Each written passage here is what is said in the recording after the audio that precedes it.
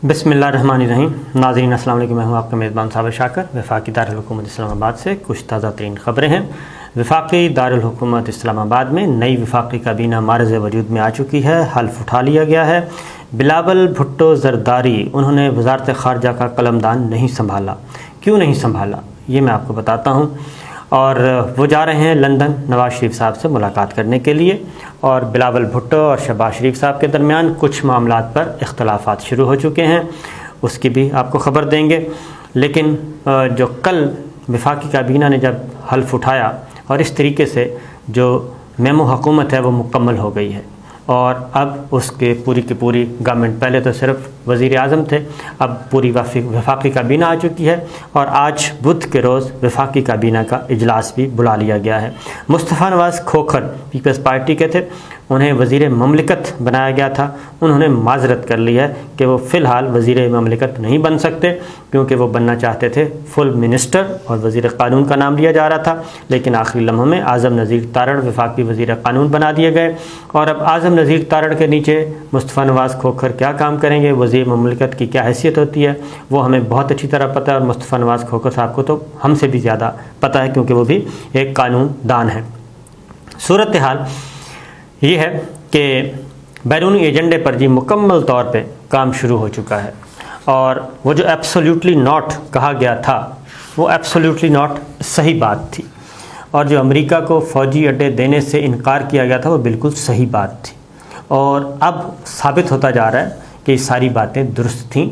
और बेशक इस सिलसिले में अब जितनी भी आप इस कैंपेन को, इस हकीकत को दबाने के लिए, मुझे पता है कि इस हकीकत को दबाने के लिए बहुत सारी कैंपेन लॉन्च की गई है और बहुत सारी चीज़ें फीड की जा रही हैं कि नहीं जनाब, इसको ज़रा यूँ देख लें, इसको ज़रा यूँ देख लें, इसको ज़रा हाईलाइट कर दें, ये कर लें, वो कर लें। ये सारी चीज़ें हो रही हैं, कॉलम लिखवाए जा रहे हैं और इदारे लिखवाए जा रहे हैं, स्टोरीज छपवाई जा रही हैं। लेकिन जो हकीकत है वो छुप नहीं सकती। न्यूयॉर्क टाइम्स, वाशिंगटन पोस्ट और आलमी ज़राया ब्लॉग जो हैं उनकी ख़बरों को आप नहीं मिटा सकते। चाइना के अखबारात की ख़बरों को आप नहीं मिटा सकते। यहाँ पे आप कर सकते हैं फोर्जरी, लेकिन वहाँ नहीं कर सकते। रशियन न्यूज़पेपर, रशियन मीडिया को ख़बरों को आप मिटा नहीं सकते, वो मौजूद हैं सारी की सारी। यूरोप, मगरबी मुल्कों के अखबार, अमेरिका के अखबार भरे पड़े हैं। और फिर न सिर्फ ये कि साउंड बाइट्स भी मौजूद हैं और कांग्रेस की रिपोर्ट्स भी मौजूद हैं। अब उस पर अमल दरामद शुरू हो चुका है, लेकिन हुक्म है कि इस पर मुकम्मल 100% अमल होना चाहिए। मोहसिन दावड़, बिलावल भुट्टो ने हलफ क्यों नहीं उठाया? ख़बर है कि जनाब वो मोहसिन दावड़ को उन्होंने कहा है कि PTM को काबीना में शामिल करें और मोहसिन दावड़ को वज़ीर बनाएं, वफाकी वज़ीर, उनको भी शामिल करें और अवामी नेशनल पार्टी को भी शामिल करें और सब जमातों को काबीना में लें, तब मैं काबीना में आऊँगा। ये एक तरह का क्या कहना चाहिए, कॉस्मेटिक्स डेडलॉक कह सकते हैं आप इसको। एक्चुअल डेडलॉक तो नहीं है, लेकिन अब वो जाएंगे नवाज शरीफ साहब से मिलने और वहाँ से बात की जाएगी। अब ये ख़बरें छोड़ी जा रही हैं दरमियान में ना, थोड़े से छोटे छोटे शोशे आइंदा मिलेंगे और ये साबित करने की कोशिश की जाएगी कि हम रेजिस्ट करने वाली गवर्नमेंट है। शहबाज शरीफ साहब कहेंगे हम रेजिस्ट कर रहे हैं, तो मोहसिन दावड़ साहब को हमने वफाकी वज़ीर नहीं बनाया। और उधर हमारे मुक़्तदर इदारों को मैसेज देंगे कि देखें जी मैंने ये काम नहीं किया। हालांकि ये बिल्कुल एक फेक सी बात है। अमरीकी महकमा ख़ारजा के तर्जुमान नेड प्राइस ने वेलकम किया है शहबाज शरीफ हुकूमत को और उन्होंने ब्रीफिंग के दौरान बताया कि जनाब हमारे 75 साल ताल्लुकात हैं और हम बड़े कीन हैं पाकिस्तान के साथ और नई गवर्नमेंट के साथ काम करने के लिए। तो बहुत ही ज़्यादा हम बेचैन थे, मुंतज़र थे और अब हम नई गवर्नमेंट के साथ काम करेंगे। और उसके साथ ही जो मामला था, जो वजह अनात थी, वो थी अफ़गानिस्तान में जो शिकस्त हुई थी उसको वहाँ पे झोंकना चाह रहे थे पाकिस्तान को कि जनाब अब आप जो दहशतगर्दी के मराकज़ हैं उधर, वहाँ पे आप ज़रा कार्रवाई करेंगे। वो पाकिस्तान इनकार कर रहा था। प्राइम मिनिस्टर इमरान खान वो हैं, वो कर रहे थे इनकार उस सारी चीज़ों से और उस पर अमल नहीं कर रहे थे। एब्सोल्युटली नॉट कह के उन्होंने ये चैप्टर क्लोज़ कर दिया था कि ना ही एयर स्पेस मिलेगी और ना ही हम ड्रोन हमलों की इजाज़त देंगे और ना ही हम अपना बेसिस देंगे। तो अब सूरत हाल ये है कि अब अफ़गानिस्तान में हमले शुरू हो गए हैं और इससे कन्फ्यूजन पैदा हो गई है। अभी तक कोई वजाहत नहीं आई, किसी किस्म की कोई स्टेटमेंट नहीं आई। ऑफिशियल स्टेटमेंट आना चाहिए, अगर इस तरह की कोई कार्रवाई होती है तो ऑफिशियल स्टेटमेंट आता होता है। ये मीडिया में ही अभी तक ये चीज़ें चल रही हैं और इसीलिए बाकी जो दूसरे हैं جو دوسرا نقطہ نظر ہے محسن داوڑ، علی وزیر، BNP مینگل، وہ سب قومی اسمبلی میں اظہار خیال کر رہے ہیں، لیکن ان کو کاؤنٹر کرنے والا کوئی نہیں ہے۔ اس کا مطلب یہ ہے کہ کچھ دال میں کالا کالا ہے۔ تو اسی لیے اب افغانستان پہ یہ جو آخری کارروائی ہوئی اس کے بارے میں سوال پوچھا گیا واشنگٹن سے، اور وہاں سے پوچھا گیا سوال، اور پاکستانی فضائی حملوں پر سوال کا جواب انہوں نے نیٹ پرائس نے کہا کہ ہم افغانستان میں پاکستانی فضائی حملوں کی رپورٹ سے واقف ہیں، لیکن چاہیں گے کہ آپ اس حوالے سے تبصرے کے لیے پاکستانی حکومت سے رابطہ کریں۔ امریکہ پاکستان کو ایک اہم سٹیک ہولڈر اور پارٹنر کے طور پر دیکھتا ہے، جس کے ساتھ مل کر امریکہ ایک مستحکم اور محفوظ افغانستان کے قیام کے لیے مصروف عمل ہے۔ اب یہی چیز جو ہے وہ عمران خان صاحب نے کراچی جلسے میں کہی تھی۔ انہوں نے کہا تھا کہ وزیر اعظم جو ہے وہ ایک ایلڈر ہوتا ہے ملک کا، 22 کروڑ عوام کا، وہ پاکستان کا ایک باپ کی طرح ہوتا ہے، اور خاص طور پہ، اور پھر انہوں نے کہا تھا کہ میں پرائی جنگ میں کیوں حصے دار بنوں، اور پرائی جنگ میں اپنے جوانوں کو کیوں میں جھونکوں، اپنے پاک فوج کے جوانوں کو کیوں شہید کرواؤں، کیوں مرواؤں۔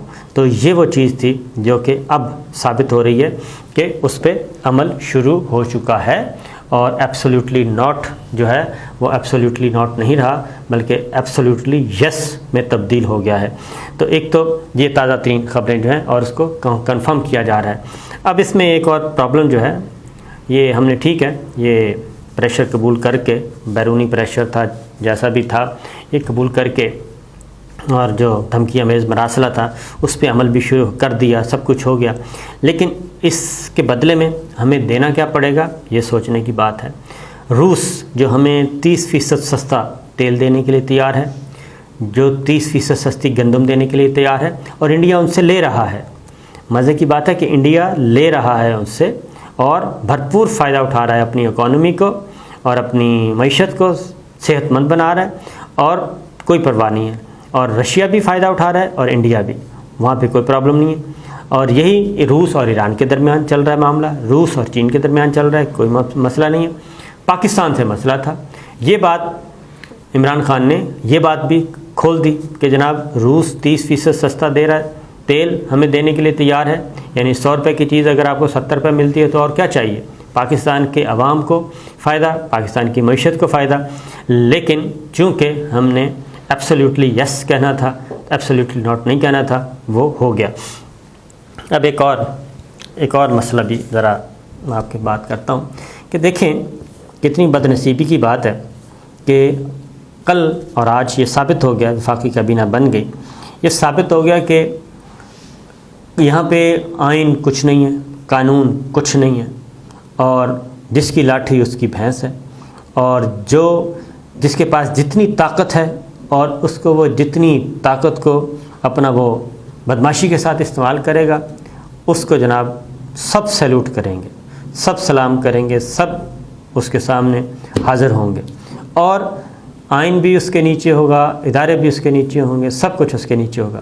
یہ تاثر جا رہا ہے پبلک میں، اور جب یہ تاثر پبلک میں جاتا ہے تو پھر عام جو کرمنلز ہیں وہ کیا سوچتے ہیں، وہ سوچتے ہیں کہ اگر بڑا بچ سکتا ہے تو پھر ہم بھی بچ سکتے ہیں، وہ پھر وہی کام کرتے ہیں، وہ پھر جرائم میں اضافہ ہوتا ہے، اور یہ گینگسٹرز جو ہیں، یہی گینگسٹرز چھوٹے سے بڑے گینگسٹرز بنتے ہیں، اور یہی کچھ ہوتا ہے۔ پھر سوسائٹی جو ہے وہ تباہ ہو جاتی ہے، پھر بنانا ریپبلکس جو ہوتی ہیں وہ اسی طرح کی ہوتی ہیں، پھر یہاں پہ اس ایسے معاشرے میں پھر مافیاز کا کنٹرول ہوتا ہے۔ کل army chief general Qamar Javed Bajwa صاحب کی ملاقات ہوئی شہباز شریف صاحب سے، انہوں نے کیپ تو نہیں لی ہوئی تھی، اور اس کا مطلب مجھے نواز شریف صاحب یاد آ گئے، اور ان کا ایک شارٹ تھا، انٹرویو تھا بلکہ، اور آئی تھنک ڈاکٹر شاہد مسعود کو انٹرویو دیا تھا انہوں نے کہا تھا کہ یہ جب آتے ہیں، یعنی کہ یہ آپ جب آتے ہیں تو یہ کیپ نہیں لے کے آتے، اور ہمیں اس لیے نہیں آتے کہ سیلوٹ نہ کرنا پڑے۔ تو شہباز شریف صاحب کا معاملہ ذرا مختلف ہے۔ شہباز شریف صاحب ضمانت پر رہا ہیں، عبوری ضمانت پہ، ضمانت کنفرم بھی نہیں ہوئی، فرد جرم عائد ہونا ہے، 14 ارب روپے کا کیس چل رہا ہے، اور وہ اس وقت پاکستان کے وزیر اعظم ہیں۔ اس سے بڑی ستم ظریفی اور کوئی اور ہو نہیں سکتی۔ بات صرف یہ ہے کہ یہ سب کچھ ہونا ہی تھا، یہ تحریک عدم اعتماد ہونی تھی، اور جو خفیہ دھمکی میز مراسلہ وہ ہونا تھا۔ کیا جو اس وقت 74 ارکان ہیں اپوزیشن کے پاس، یہ حکومت کے پاس، اس وقت کی اپوزیشن، اس وقت کی حکومت، کیا 174 ارکان میں بے شمار لوگ ایسے ہیں جن کا دامن صاف ہے، جن کے دامن پہ کوئی دھبا نہیں ہے؟ وہ پیپلز پارٹی میں بھی شامل ہیں، وہ مسلم لیگ نواز میں بھی موجود ہیں، وہ JUI میں بھی موجود ہیں، وہ دیگر جماعتوں میں بھی موجود ہیں جن کے دامن پہ کوئی دھبا نہیں ہے، یہ کہ نہ ان پہ نیشنل سیکورٹی رسک کا دھبا ہے، لیکن اس کے باوجود یہ نہیں ہوا۔